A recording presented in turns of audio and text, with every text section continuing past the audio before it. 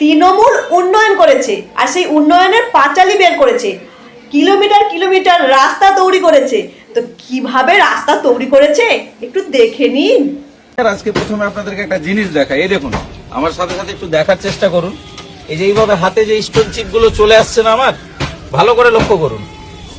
পুরো হাতে যে আমার স্টোন চিপ গুলো চলে আসছে, এটা কিন্তু এইভাবে রাখা কোনো স্টোন চিপ নয়। এটা হচ্ছে আমাদের চলাচলের একটা সাধারণ মানুষের রাস্তা, যেটা হচ্ছে মাত্র 20 দিন আগে এটা পিচের ঢালাই করা হয়েছে।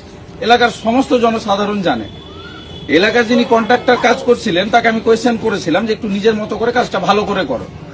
উনি সেটাকে কি ভাবলেন আমি জানি না, কিন্তু কাজের ওনার নমুনা দেখুন। মাত্র 20 দিন হয়েছে, এর মধ্যে না কোনো বৃষ্টি না কোনো বর্ষা। গত বর্ষাতে যে রাস্তার হাল বেহাল দশা ছিল, তারই সংস্করণের জন্য দায়িত্ব হয়তো ওই ব্যক্তিকে দেওয়া হয়েছিল। জানি না উনি ই টেন্ডারের মাধ্যমে নাকি টেবিলের তলায় কাউকে টাকার পার্সেন্টেজ ঘুষ দিয়ে কাজ পেয়েছিলেন। ওনার কাজের নমুনাটা দেখুন। আমি আরেকবার দেখাই আপনাদেরকে। যদি পিচ ঢালাই করে দিয়ে যাওয়া হয়, সেটাকে কোদাল দিয়ে এবং যন্ত্রপাতি দিয়েও সেটাকে ভাঙলে প্রচন্ড পরিশ্রম লাগে।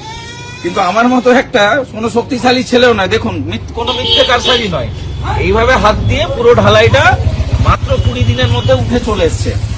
এবার আপনি বলুন যে আমি কাকে প্রশ্ন করব? আমার ভালো রাস্তার জন্য, ভালো চলাচলের রাস্তা প্রাপ্তির জন্য আমি কাকে প্রশ্ন করব? এর জন্য কে দায়ী?